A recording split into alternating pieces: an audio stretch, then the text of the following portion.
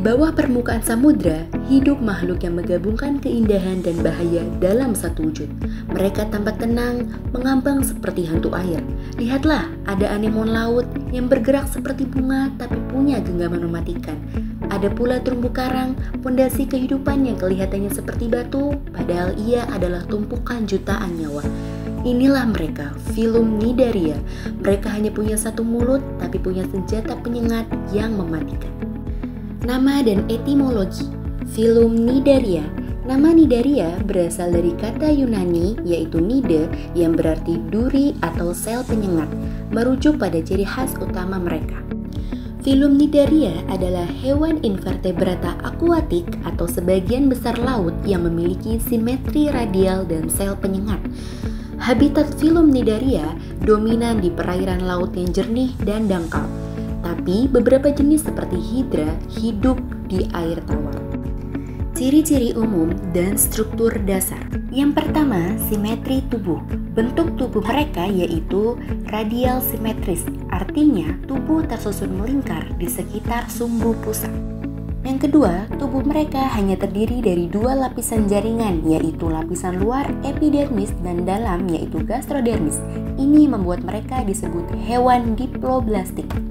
Lalu, di antara keduanya terdapat lapisan non-seluler mirip agar-agar yang disebut mesoklea. Kemudian, mereka memiliki ciri-ciri khas. Yang pertama, memiliki cnidocyte atau sel penyengat di seluruh tubuh, terutama di tentakel.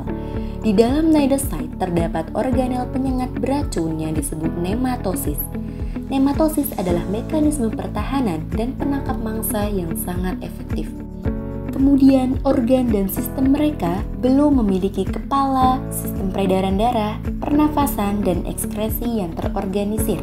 Lalu, pertukaran gas atau respirasi dan pembuangan sisa metabolisme terjadi melalui difusi di seluruh permukaan tubuh.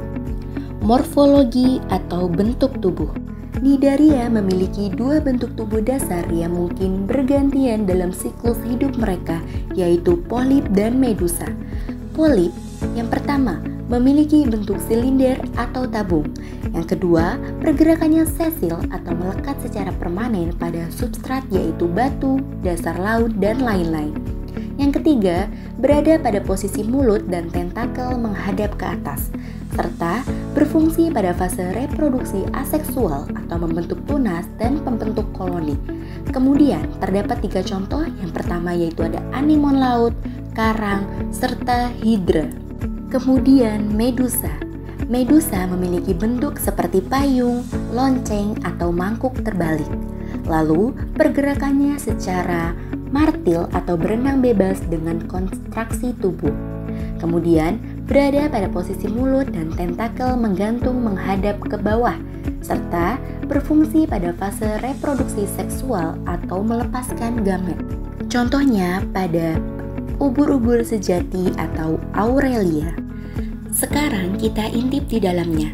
Sistem pencernaan mereka sangat primitif. Yang pertama pada rongga gastrovaskuler, ini adalah rongga tubuh sentral yang berfungsi ganda, yaitu mencerna makanan dan mendistribusikan nutrisi. Yang kedua yaitu pada pencernaan, makanan ditangkap oleh tentakel dan dimasukkan ke mulut.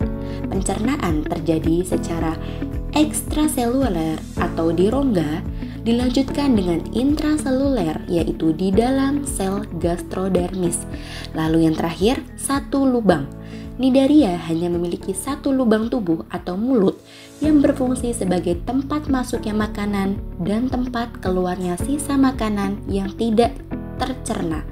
Berfungsi juga sebagai anus. Selanjutnya, klasifikasi. Cnidaria dibagi menjadi 4 kelas utama, masing-masing dengan keunikan dan peranannya.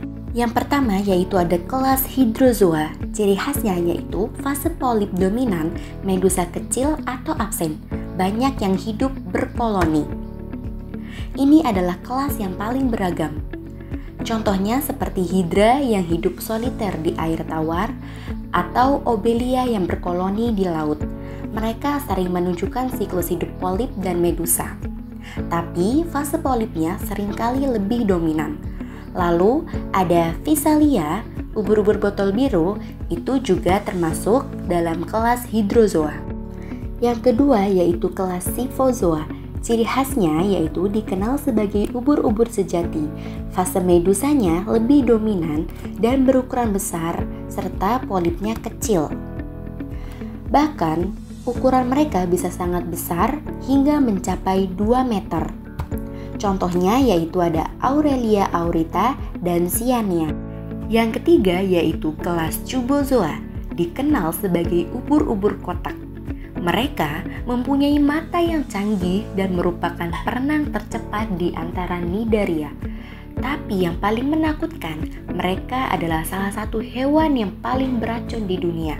Contohnya yaitu pada Chironex fleckeri yang bisa mematikan dalam hitungan menit. Selanjutnya yang terakhir yaitu ada kelas Anthozoa. Ini adalah kelas yang paling cantik dan penting, yaitu ada karang dan anemon laut. Mereka unik karena hanya hidup dalam bentuk polip dan tidak pernah memiliki fase medusa. Karang adalah polip kecil yang hidup berkoloni dan menyekresikan kalsium karbonat untuk membangun rumah batunya. Selanjutnya yaitu daur hidup atau metagenesis. Metagenesis adalah pergantian generasi antara reproduksi seksual atau medusa dan reproduksi aseksual atau polip yang terjadi pada hydrozoa dan scyphozoa. Untuk memahami Cnidaria, kita harus memahami siklus hidup yang disebut metagenesis, pergantian antara fase seksual dan aseksual. Mari kita ambil contoh ubur-ubur sejati yaitu pada Aurelia. Semua dimulai dari medusa dewasa. Medusa jantan melepaskan sperma dan betina melepaskan sel telur. Setelah fertilisasi, terbentuklah zigot yang kemudian berkembang menjadi larva bersilia yang disebut planula. Planula berenang bebas mencari tempat untuk menempel. Lalu, ia berubah menjadi fase polip yang melekat. Polip ini kemudian bereproduksi secara aseksual dengan cara membelah diri atau membentuk tunas. Seperti tumpukan piringan. Proses ini disebut strobilasi. Lalu, setiap piringan yang terlepas disebut evira. Dan evira inilah yang akan tumbuh menjadi medusa dewasa, siap memulai siklus seksual lagi. Ini adalah siklus abadi yang menjaga kelangsungan hidup mereka di lautan. Peranan dalam ekosistem dan bagi manusia.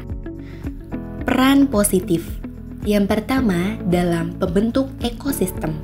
Karang atau Anthozoa membentuk terumbu karang yang menjadi habitat bagi lebih dari 25% biota laut dunia, menyediakan tempat berlindung, makan, dan berkembang biak.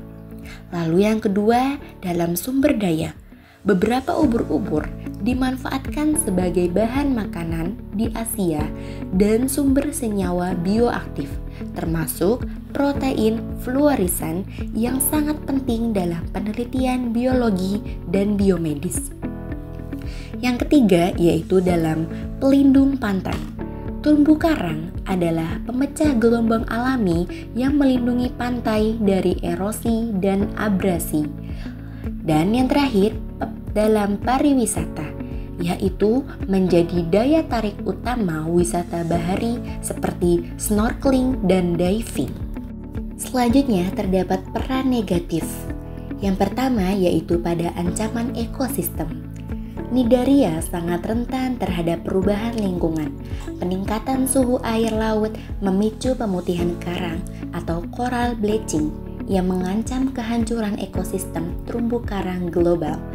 Lalu, pada sengatan, beberapa Cnidaria memiliki racun yang berbahaya hingga mematikan, terutama pada Cubozoa dan Hydrozoa tertentu.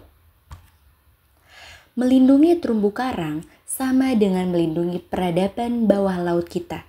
Mereka adalah bukti nyata betapa indahnya kehidupan diploblastik yang sederhana ini.